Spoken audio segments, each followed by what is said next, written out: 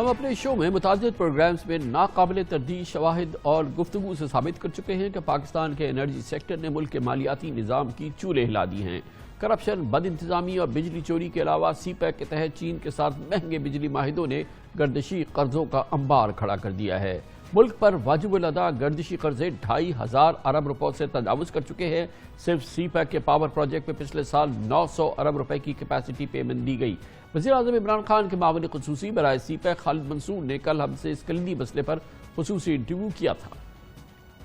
ہر صورت ضرورت تھی کہ ہم نے پاور کرائسس کو ختم کرنا ہے، اسی وجہ سے پاور پلانٹ لگے، اور وہ پاور پلانٹ کول پہ بھی لگے۔ فیز 1 کے اندر تقریباً $25 بلین کی انویسٹمنٹ آئی۔ پاور پلانٹ لگے، کول بیس پاور پلانٹ، اس کے بعد آپ نے کچھ ہائیڈل پلانٹ تو انڈر کنسٹرکشن ہے، اس کے بعد ونڈ کے پاور پلانٹ لگے اور سولر کے لگے۔ جو چائنا سے معاہدے ہوئے کیا وہ مہنگے ہوئے؟ جواب ہے نہیں، مہنگے نہیں ہوئے، اسی ریٹ پہ ہوئے جو کہ اینی ادر انٹرنیشنل لینڈر کے ساتھ معاہدے ہوئے ماضی کے اندر۔ معاہدے کی بیسس کیا تھی؟ وہ پاور پالیسی ہے۔ اب پاکستان کے اندر جو رجیم ہے ایک سنگل بائر ہے۔ گورنمنٹ آپ کو مجبور کرتی ہے یا اوبلائج کرتی ہے کہ جتنی بھی پاور آپ بنائیں گے وہ 100% آف ٹیک مجھے کرنی ہے۔ اسی وجہ سے وہ جو کیپیسٹی پیمنٹ ہے، کیونکہ یہ ملٹیپل بائر مارکیٹ نہیں ہے ابھی پاکستان کے اندر، جو آپ کو انٹرسٹ کاسٹ ہے جو کہ چائنیز بیس پاور پروجیکٹ ہیں یا باقی دوسرے انٹرنیشنل لینڈر ہیں، بالکل کوئی فرق نہیں ہے۔ بادیوں نظر میں سی پیک کی خفیہ شکوں اور سخت شرائط کی وجہ سے چین کو فائدہ اور پاکستان کو نقصان پہنچا ہے۔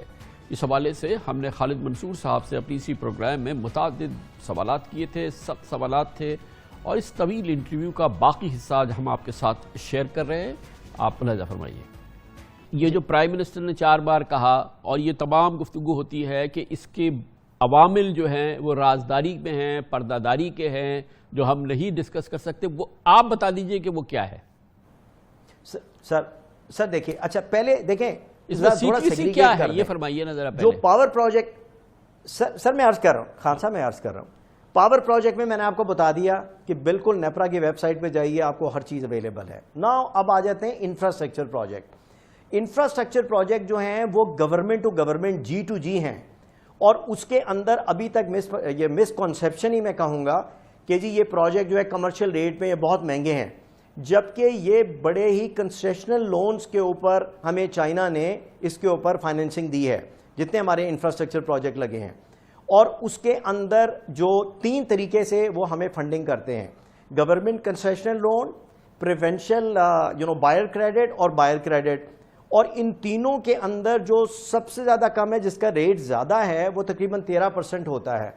اور اس کا جو ویٹڈ ایوریج ہے وہ 2.4% ہے، اور وہ فکس ریٹ ہے۔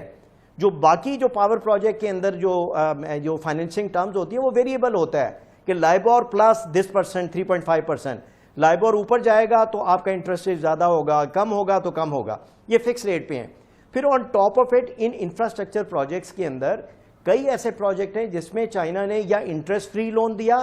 یا انہوں نے گرانٹ دی، اور اگر ان کو بھی بیچ میں شامل کر لیں تو ہمارا ویٹڈ ایوریج جو انٹرسٹ ریٹ ہے وہ پروجیکٹ جو انفراسٹرکچر کے چائنیز فائنینسنگ سے ہوئے وہ لیس دین 2% ہے، وچ از موسٹ افیکٹو۔ اچھا اب ہوتا یہ ہے کہ نارملی جو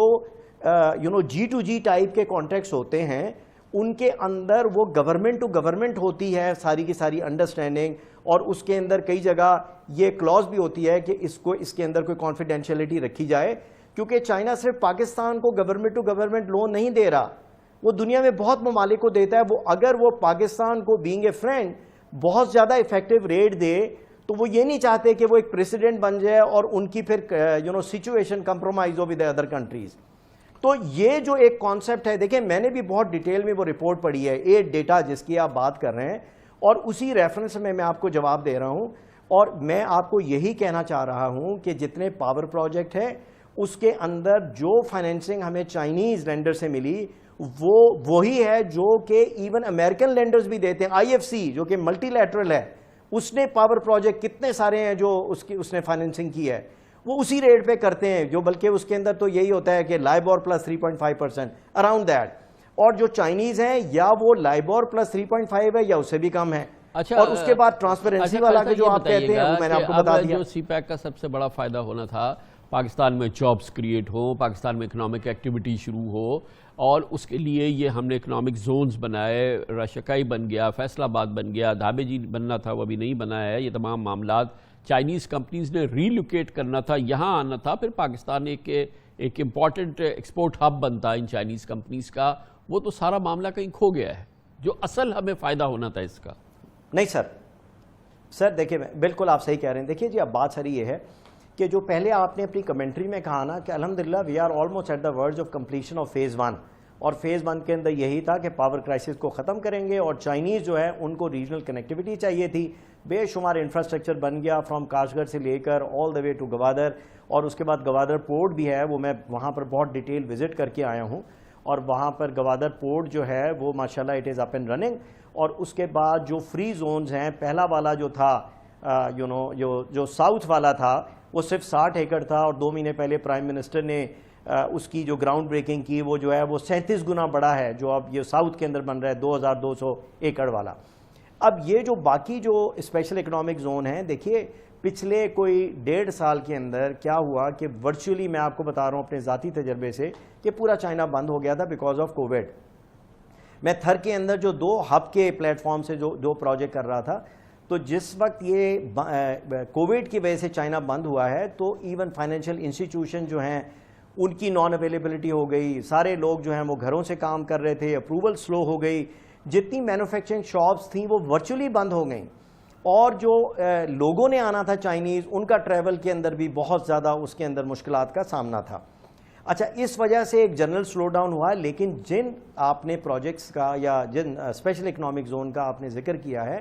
وہ بالکل اب اپنی سپیڈ کے ساتھ اس کے اندر کام شروع ہو چکا ہے۔ اس کے اندر ہم نے ان سارے اسپیشل اکنامک زونز کو ریڈی کرنا ہے۔ ریڈی کا مطلب یہ ہے کہ اس کے اندر پانی، بجلی اور گیس کی سپلائی کے جو پروجیکٹس ہیں ان کو جلد از جلد کمپلیٹ کرنا ہے، اور اس کے بعد اب جب ہم فیز 2 میں جائیں گے تو فیز 2 میں ورائٹی آف انڈسٹریز کے اندر ہم نے مزید چائنیز کمپنیز کو پرسویٹ کر کے پاکستان لے کر آنا ہے تاکہ وہ ان اسپیشل اکنامک زونز کے اندر انڈسٹریلائزیشن کریں، اب یہ تو جو کہ پاکستان کا انشاءاللہ مقدر ہونے جا رہا ہے۔ جب ہوگا سو ہوگا، میں تو آج کی بات کر رہا ہوں نا کہ اب تک جو یہ ہمارے اکنامک زونز جو جابز کریٹ ہو رہا تھا، کیونکہ جب چائنیز آئے تو اپنے ساتھ تو ورکرز بھی لے آئے نا، یہ تو ایک عجیب و غریب چیز ہوئی۔ ظاہر ہے کہ ان کی پروڈیوس بھی یہاں استعمال ہوئی، اور جس ریٹ پہ بھی ہم نے خریدا وہ خریدا، اور جو تمام چیزیں کی ہماری اکانومی کو یقیناً یہ پاور آگمنٹیشن اپنی جگہ بالکل ہوئی ہے، لیکن اس لحاظ سے ہم ان کو کیا کنسیشنز دے رہے ہیں، کیا ان کو ٹیکس بینیفٹس دے رہے ہیں، کیا ہماری اکنامک ایکٹیویٹی میں آگے ریونیو کلیکشن میں اور پھر ہماری جاب کریشن میں جو فائدہ ہونا تھا وہ تو ہمیں اس طرح سے ابھی تک نظر نہیں آیا، خاص طور پہ انڈسٹریل پروڈیوس کے لحاظ سے کہ چائنیز یہاں آئیں گے اور وہ یہاں پہ اب پروڈکشن شروع کریں گے اور پھر یہاں سے ایکسپورٹ ہوں گی، ہمارے لوگوں کو نوکریاں ملیں گی، یہاں پہ ریونیو جنریشن ہوگا۔ سر میں عرض کرتا ہوں، دیکھیے جتنے آپ کے پروجیکٹ لگے، پہلے پاور پروجیکٹ کی بات کر لیتے ہیں۔ پاور پروجیکٹ جو لگے state of the art technology کے پروجیکٹس لگے ہیں، super critical technology and all that stuff, جس کی پاکستان کے اندر ایکسپرٹیز اویلیبل نہیں ہے۔ اور دوسرا، جب آپ ایکسپورٹ کریڈٹ ایجنسی سے قرضہ لیتے ہیں تو یہ چائنا نہیں ہے، یہ دنیا میں آپ کہیں سے کریں، آپ یو ایس اے سے کریں تو وہ بھی اس میں آپ کو کہیں گے کہ آپ کو وہ سارا کا سارا پروڈکٹس ہے اس اسپیسیفک کنٹری سے لینا ہے۔ میں نے پروجیکٹ جو ہیں وہ امریکہ سے بھی کیے ہیں، یہ کی کنڈیشن ہوتی ہے سر، مگر وہ لیبر تو نہیں لاتے نا، مزدور تو نہیں لاتے، اتنی سخت تو نہیں ہوتی کہ امریکن مزدور آئے گا یا کام کرنے کے لیے، یہاں تو چینی مزدور بھی آئے نا سر۔ سر میں وہی آپ کو سر دیکھیے، میں $5 بلین کے پروجیکٹ تو میری ڈائریکٹ سپرویژن میں ہوئے، ہزاروں پاکستانیوں کو اس کے اندر جاب ملی ہے، ہزاروں، میں ایگزیجریٹ نہیں کر رہا ہوں۔ اس کے اندر میں نے اپنے ایکسپیرینس میں یہ دیکھا کہ اس کے اندر ہر نوعیت کے پاکستانی لیبر کو اپرچونٹی ملی، unskilled labour, semi skilled labour, skilled labour, اور اس پروسیس میں 3-3.5 سال لگے ہیں۔ یہ پروجیکٹ جو ایچ پروجیکٹ جو ہے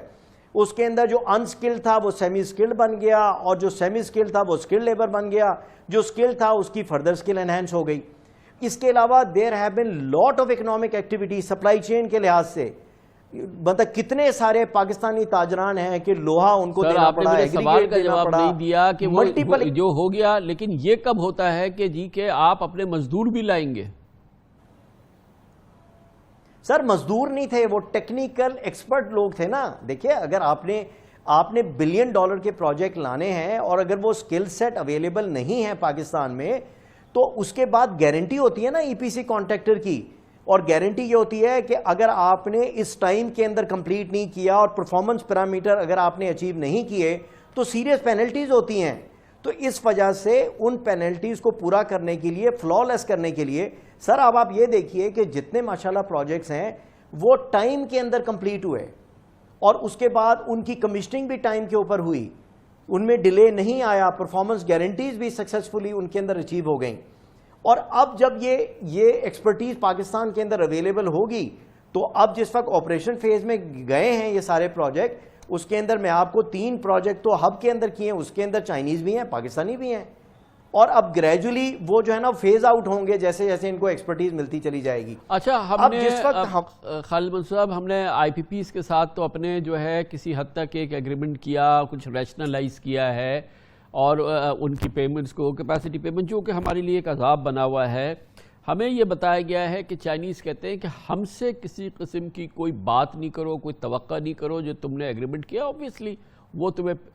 پے بیک کرنا ہے, وہی تمہیں ریٹرن دینے ہیں, وہی تمہیں تمام کنڈیشنز کو پورا کرنا ہے. تو we don't want to know you as far as یہ میٹر از کنسرن. اور وہ یہ بھی جانتے ہیں کہ ہماری معیشت میں اب اتنی جان بھی نہیں ہے, یہ کمپلیٹلی امپاسبل ہے. یہ 2.5 ارب خرب کل 3 خراب ہو جائیں گے, کل 3.5 خراب ہو جائیں گے. یہ ہمارا جو یہ ہمارے کیپیسٹی پیمنٹس اور ہماری جو سرکولر ڈیٹ ہے, کیسے سروائیو کیسے کریں سر, کہ سی پیک بھی چلے, ہم چائنیز کمٹمنٹ, فائنینشیل کمٹمنٹس بھی پوری کریں, اور پھر ہمارا گزارا بھی ہو. سر دیکھیں, میرا جب سے میں نے یہ جاب لی ہے, ملٹیپل چائنیز جتنی کمپنیز جنہوں نے یا پاور پروجیکٹ لگائے یا انفراسٹرکچر پروجیکٹ لگائے وہ آتے ہیں اور اپنی مشکلات کا اظہار کرتے ہیں. وہ مطلب دنیا میں کہیں بھی کوئی بھی پروجیکٹ ہو, چاہے وہ لوکل ہو یا کوئی اور کرے, وہ مشکلات کا سامنا ہوتا ہے. لیکن ابھی تک جتنی چائنیز کمپنی ہیں وہ بہت انڈرسٹینڈنگ کے ساتھ, بہت کوآپریٹو طریقے کے ساتھ اس ساری صورتحال کو دیکھ رہے ہیں. لیکن جہاں تک ان کی پیمنٹ کا تعلق ہے وہ لیکویڈیٹی کے ان کے ایشوز ہیں, اور آپ صحیح فرما رہے ہیں کہ اس کے اندر جتنی پاکستان کے اندر استطاعت ہے, تو ایک چیز فار شور ہے کہ ابھی تک کسی بھی چائنیز کمپنی نے ڈیفالٹ نہیں کیا. ایک تو یہ ہوتی ہے نا کہ جو انرجی پیمنٹ ہوتی ہے کہ جس کی وجہ سے کارخانے چلتے رہیں, ملک کے اندر لوڈ شیڈنگ نہ ہو, تو وہ ہمارے پاس جتنی استطاعت ہے کلیکشن سے, یا جو سبسڈی حکومت دیتی ہے وہ پیمنٹ ریگولر بیسس پہ ہوتی ہے. میں نے ہب کو اتنے سال چلایا ہے تو کبھی بھی وہ دقت نہیں آئی جہاں تک انرجی پیمنٹ کا تعلق ہے. دوسرا, ایک بھی آئی پی پی نے ان کی جو لائبلٹی ہے towards the loan repayment, اس میں کسی نے ڈیفالٹ نہیں کیا. تو یہ بھی ہمیں کریڈٹ دینا پڑے گا اپنی منسٹری آف انرجی کو یا سی پی پی اے جی کو, کہ وہ اس چیز سے بہت بہراور رہتے ہیں کہ یہ لائبلٹی ہے کہ جس وقت کے اندر آپ نے یا لوکل بینکس کو انٹرسٹ پیمنٹ کرنی ہے یا پرنسپل پیمنٹ کرنی ہے, تو یہ 2.5 ارب روپے جو ہے یہ سرکولر ڈیٹ یہ کیسے کھڑا ہو گیا اگر ہم سب کچھ صحیح کر رہے ہیں تو؟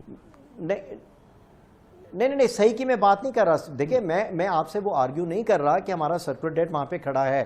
اور اس کی ریزنز ہیں, کیونکہ ہمیں جو پاور سیکٹر کے اندر ریفارم کرنی تھی اس کے اندر ہمیں ریفارم کی ضرورت ہے. ابھی بھی ہمارے جو ٹوٹل پاور کے لاسز ہیں وہ 17.2% ہیں. وہ گریجولی جب تک ہم ان کو درست نہیں کریں گے کہ تو کہاں سے جو جتنی بجلی اگر آپ نے 100 میگا واٹ خریدی ہے تو 17.2% کا مطلب یہ ہے کہ 17 میگا واٹ جو ہے وہ ضائع ہو جاتے ہیں یا ٹرانسمیشن, ڈسٹریبیوشن یا تھیفٹ کے اندر.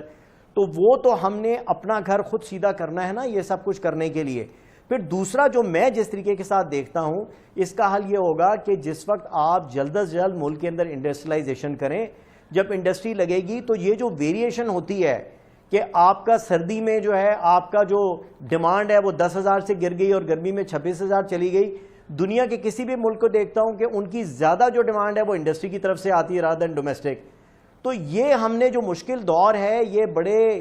سوچ سمجھ کے ہم نے اس کو آگے لے کر چلنا ہے. اور جہاں تک میرا ویژن ہے یا میری کنوکشن ہے کہ انشاءاللہ تعالیٰ اب جو ہمارے چائنیز کے ساتھ جو ان کے ساتھ ایگریمنٹ ہیں یا چائنیز کے ساتھ ہماری انڈرسٹینڈنگ ہے, ان کی کوآپریشن ہے, ہم نے فیز 2 کو سکسیسفلی آگے لے کر چلنا ہے. اور یہ جو ورائٹی آف انڈسٹری ہیں, چاہے وہ ایگریکلچر ہو, چاہے وہ انڈسٹریل کوآپریشن ہو, چاہے وہ انفارمیشن ٹیکنالوجی ہو, ان سب کے اندر چائنیز کو لے کر آنا ہے. اور دوسری جو آپ نے ایک بہت اہم بات کی